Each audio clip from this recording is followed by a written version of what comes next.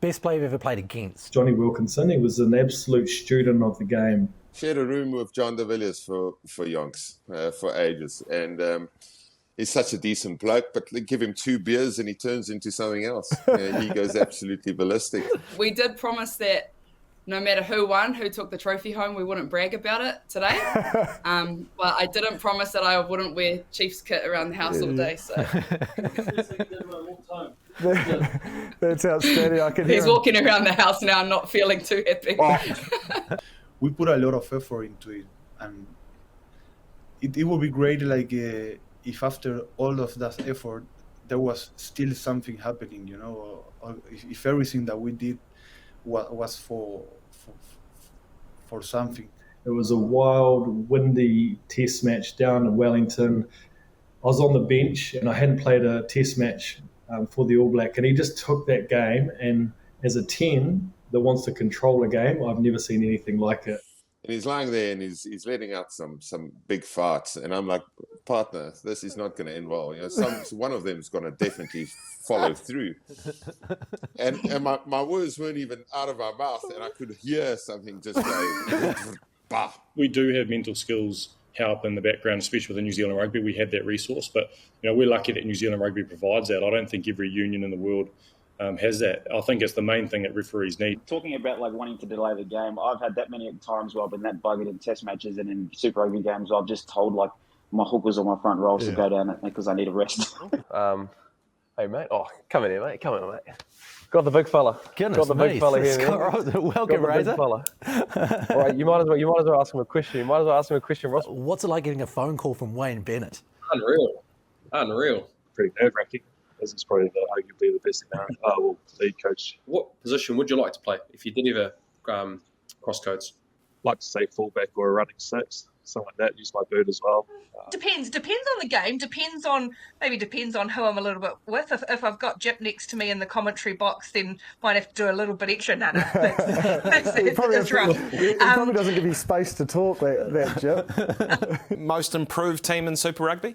Oh, I think it has to be the Blues. Like the way they performed this season, and they were champions last year, mate. They can't be most improved. Probably strike weapons is the biggest thing. Strike weapons. And why do you feel like that's a thing in New Zealand rugby over maybe Australian rugby at the moment? Is that just a matter of the talent coming through, or is that a matter of knowing how to use the talent coming through? I'll leave that up to Brendan. Next there, right?